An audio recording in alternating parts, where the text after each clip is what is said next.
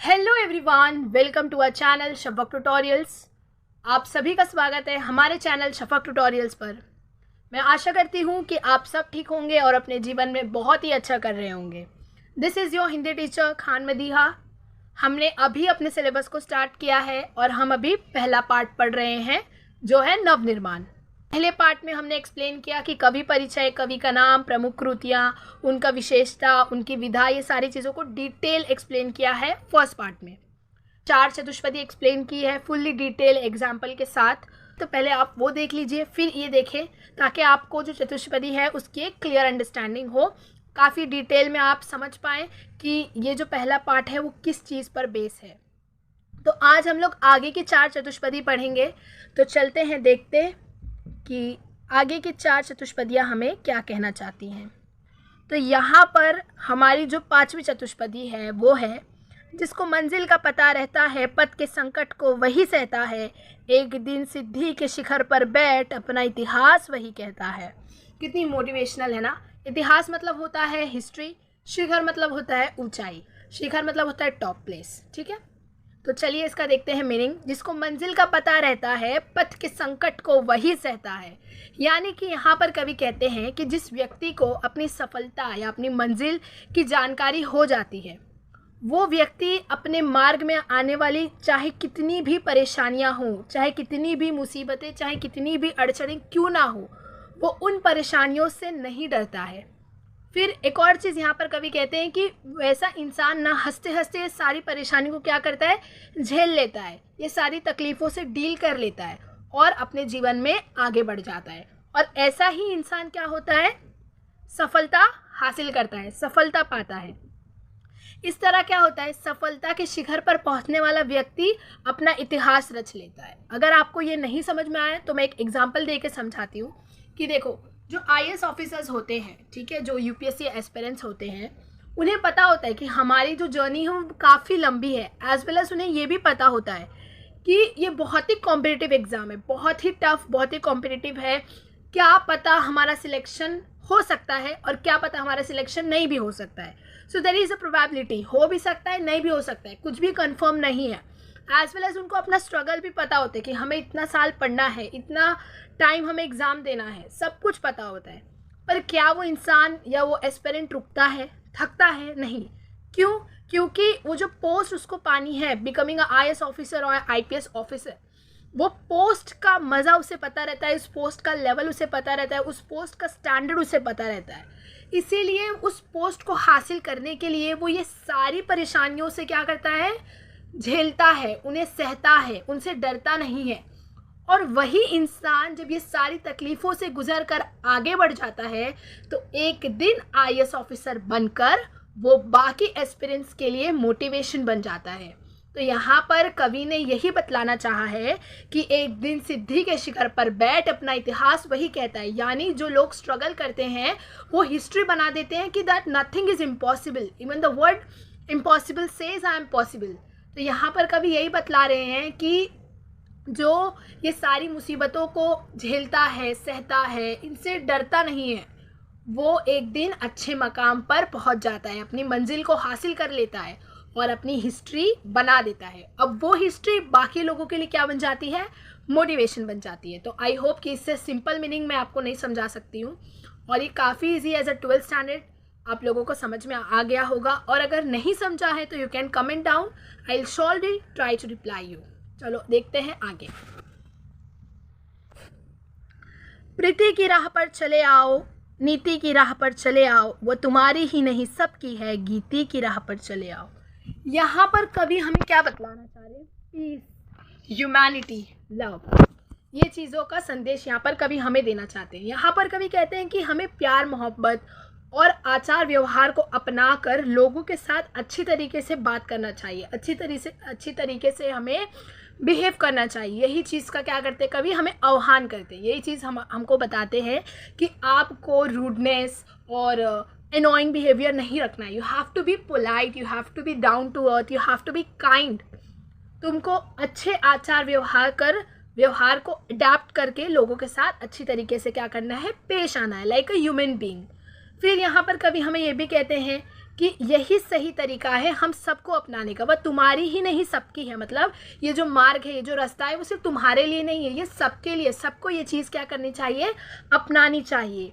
फिर यहाँ पर एक और चीज़ कवि कहते हैं कि सबको हंसते गाते जीवन जीने का मार्ग अपनाना चाहिए, और यही अच्छा रास्ता है। देखो, अगर आपका बिहेवियर अच्छा है, आप खुशहाल इंसान हो, आप किसी से भी लड़ते झगड़ते नहीं हो, आप एकदम फ्री माइंड हो, आप अपने दिल में किसी के लिए भी कुब्ज़ नहीं रखते हो, ना किसी से जलन रखते, तो आपकी लाइफ सोचो कितनी अच्छी से हंसती खेलती लाइफ गुजरेगी। ना किसी बात का स्ट्रेस रहेगा, ना किसी से झगड़ा लड़ाई रहेगी, ना किसी कुछ चीज़ का टेंशन रहेगा। तो सोचो ना आपकी लाइफ कितनी अच्छी तरीके से गुजरेगी। तो यही लाइफ हमको चाहिए, पीसफुल लाइफ। तो आप अगर अपना जो व्यवहार है उसको बदल कर अच्छे तरीके से लोगों के साथ सलूक करोगे तो आपकी ज़िंदगी आसान हो जाएगी। यही चीज़ यहाँ पर कभी कहना चाह रहे हैं, तो हमें यही संदेश यहाँ से क्या होता है, मिलता है। चलिए देखते हैं आगे। साथ निकलेंगे आज नर नारी, लेंगे कांटों का ताज नर नारी, दोनों संगी हैं और सहचर हैं, अब रचेंगे समाज नर नारी। तो यहाँ पर कवि क्या कहते हैं, यहाँ पर कवि कहना चाह रहे हैं कि साथ निकलेंगे आज नर नारी, मतलब नर और नारी मतलब होता है मेल एंड फीमेल। तो यहाँ पर कवि समानता, पुरुष और स्त्री की समानता की बात कर रहे हैं। कहते हैं कि अगर स्त्री और पुरुष दोनों एक साथ मिलकर ये सारी विकट समस्याओं को सुलझाने का काम करेंगे और दोनों इस दिशा में कंधे से कंधा मिलाकर काम करेंगे तो हमारा समाज जल्दी प्रोग्रेस करेगा, जल्दी डेवलप होगा। देखो, एक इंसान काम करेगा तो काम इतने जल्दी नहीं होगा, बट अगर दो इंसान मिलकर करेंगे तो काम की जो इफेक्टिवनेस है वो बढ़ जाएगी। ठीक है, काम में स्पीड, जितना टाइम लगती है, ठीक है, जितना भी काम में टाइम लगता है वो कम हो जाएगा। जब दो लोग मिलकर करेंगे तो समाज क्या होगा, जल्दी डेवलप होगा, जल्दी ग्रो होगा। समाज की एक नई तरीके से नई रचना हम करेंगे। कब, जब नर और नारी दोनों मिलकर काम करेंगे। दोनों संगी हैं और सहचर हैं, अब रचेंगे समाज नर नारी। तो अब दोनों मिलकर क्या करेंगे, समाज को चलाएंगे जिसमें सबको समानता का अधिकार मिलेगा। तो इस तरीके से जो लोग लड़का और लड़की के बीच में फ़र्क करते हैं, जो लड़कियों को कम समझकर लड़कों को उजाला मतलब ऊपर वाली पोस्ट देते हैं, कहते हैं कि जो लड़के होते हैं उनके घर की ट्यूबलाइट होते हैं, उनकी रोशनी होती है, उनकी ज़िंदगी का सहारा होते हैं। तो ऐसे ही लड़का लड़की में फ़र्क नहीं करना है, दे बोथ आर इम्पॉर्टेंट। लड़की के बिना लड़कों का भी कोई जीवन नहीं है धरती पर, और लड़कों के बिना लड़की का भी कोई जीवन नहीं है धरती पर। They both are equally important. तो दोनों को हमको क्या करना है, दोनों को इम्पोर्टेंस देना है, और दोनों जब मिल जाएंगे एक साथ तो जो हमारा समाज होगा वो क्या होगा, अच्छी तरीके से और जल्दी जल्दी डेवलप होगा। ठीक है, तो समझ में आया। तो यहाँ से हमको कौन सा मैसेज मिलता है कि दो लोग जब एक साथ काम करेंगे समाज के लिए तो समाज और जल्दी डेवलप होगा, और इक्वालिटी लाना है। ठीक है, देयर इज़ नो डिफरेंस, कोई भी डिफरेंस नहीं पैदा करना है लड़का और लड़की के बीच में। चलिए बढ़ते हैं आगे। वर्तमान बोला अतीत अच्छा था, प्राण के पथ का मीत अच्छा था, गीत मेरा भविष्य गाएगा, यूँ अतीत का भी गीत अच्छा था। तो यहाँ पर वर्तमान मतलब होता है प्रेजेंट, अतीत मतलब होता है पास्ट। तो वर्तमान बोला अतीत अच्छा था, तो अभी का जो प्रेजेंट है वो क्या बोलता है, हम बोलते हैं ना कि वो ही दिन अच्छे थे, वो बचपन के दिन ही अच्छे थे। तो बचपन हमारा क्या है, पास्ट है। तो हमारा जो प्रेजेंट है वो क्या बोल रहा है कि हमारा पास्ट क्या था, अच्छा था, प्राण के पथ का मीत अच्छा था। तो उस समय जीवन पथ में जितने भी दोस्त थे, जितने भी मीत थे हमारे, मीत मतलब होता है दोस्त, तो उस टाइम पर जितने भी हमारे दोस्त थे, रिश्तेदार थे, जो भी थे, वो काफ़ी अच्छे थे। तो जो हमारा वक्त था क्या हुआ, बहुत अच्छी तरीके से बीता। गीत मेरा भविष्य गाएगा, यूँ अतीत का भी गीत अच्छा था। तो यहाँ पर जब हम अपने वर्तमान को अच्छी तरीके से गुजारेंगे तो वर्तमान भी कहेगा कि भविष्य में जब हम अतीत बन जाएंगे, ये जो प्रेजेंट है, ठीक है, जब कल आप फ्यूचर में जाओगे तो ये जो प्रेजेंट है वो क्या बन जाएगा, पास्ट बन जाएगा। तो अगर आप यहाँ पर अच्छी तरीके से अपने जीवन को गुजारोगे तो फ्यूचर में जाके आप बोलोगे कि मेरा पास्ट अच्छा था।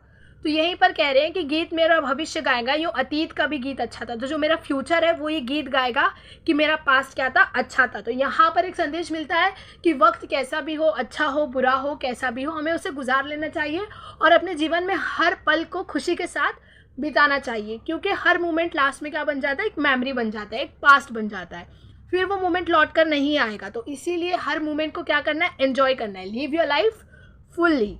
तो मैंने यहाँ पर पूरी चतुष्पदियों को एक्सप्लेन कर दिया है। अगर कुछ भी डाउट है किसी भी चतुष्पदी में तो आप नीचे कमेंट करना, मैं ज़रूर रिप्लाई करूँगी। हिंदी से रिलेटेड जितने भी डाउट्स होंगे, related to paper pattern, related to passage, related to chapters, कहानी, जितने भी डाउट्स होंगे आप नीचे कमेंट कर सकते हो, विल रिप्लाई यू। और हम मिलेंगे नेक्स्ट पार्ट में, जहाँ पर हम एक्सरसाइज के क्वेश्चन डिस्कस करने वाले नवनिर्माण के, जो आपके टेक्स्ट बुक में दिए हुए हैं। साथ ही साथ मैं आपको स्वमत लिखने का भी तरीका बताऊंगी, किस तरीके से आपको लिखना है, तो वो वीडियो देखना नहीं भूलना। और आप बोलोगे अभी हमको ग्रामर कहाँ से पढ़ना है, राइटिंग स्किल तो हो गया, पोएम सेक्शन हो गया, चैप्टर हो गया, ग्रामर कहाँ से पढ़ना है। तो आप लोगों को पता होगा कि I am your English educator on the platform of Unacademy. मैं अनअकैडमी में आप लोगों को इंग्लिश सब्जेक्ट कराती हूँ। जूनियर कॉलेज महाराष्ट्र बोर्ड, ये वाले यूट्यूब चैनल को भी सब्सक्राइब कर लो, ठीक है, क्योंकि मैं यहाँ पे 6 बजे, ठीक है, शाम 6 बजे यूट्यूब चैनल में लाइव आती हूँ आप लोगों को इंग्लिश पढ़ाने के लिए, ठीक है। लाइव 1 घंटे तक 6 to 7 में लाइव रहती हूँ, वहाँ पे हम पढ़ाई करते हैं। 3 महीने से हमारी पढ़ाई चल रही है, नहीं करे हो तो जल्दी से आ जाओ, ओके। स्पेशल क्लास में भी इनफैक्ट वहाँ पे 1 पढ़ा भी चुकी हूँ, ठीक है। लेकिन अगर आप लोगों को 100% सिलेबस कंप्लीशन चाहिए, आप लोग साइंस के हो, कॉमर्स के हो, तो आई विल रिकमेंड कि आप लोग ने अगर ट्यूशन नहीं लगाए हो और आप लोग सोच रहे हो कि you want 24/7 guidance from some educators, so I will recommend to become plus subscriber of Unacademy, ठीक है। प्लस सब्सक्रिप्शन आपको कैसे लेना होता है, आपके सामने देखो चार्ट है, बहुत ही अफोर्डेबल है, ठीक है। इसमें कोई भी गुंजाइश नहीं है कि आप लोगों को बहुत ज़्यादा अमाउंट पे करना है, ऐसा बिल्कुल भी नहीं है। कम अमाउंट में आप लोगों को जो क्वालिटी मिलती है वो आपको कहीं और नहीं मिल सकती, बिकॉज मैं खुद नोटिस कर रही हूँ, बहुत सारे बच्चे पढ़ रहे हैं। आप लोग आओ, एक बार स्पेशल क्लास अटेंड करो और फिर देखो, आपको अगर जमता है तो प्लस सब्सक्रिप्शन भी लो और अपनी 100% सिलेबस, 100% मतलब सारे सब्जेक्ट, साइंस हो, साइंस के अंदर बायोलॉजी, फिजिक्स, हमारे मैथ्स, केमिस्ट्री, इंग्लिश, सब कुछ, और कॉमर्स के अंदर सारे सब्जेक्ट 100% सिलेबस कवर कराए जाएंगे। मोर देन 1 एजुकेटर्स होते हैं, आपको PDF नोट्स दिया जाता है, ठीक है। एक बार ये चार्ट पे नज़र डालो। और अब मुझे जल्दी से बताओ प्लीज़ आप लोग कि आपको नेक्स्ट सेशन में क्या चाहिए। ठीक है, तो चलिए अपना ख्याल रखें, मिलते हैं नेक्स्ट वीडियो में, तब तक के लिए गुड बाय।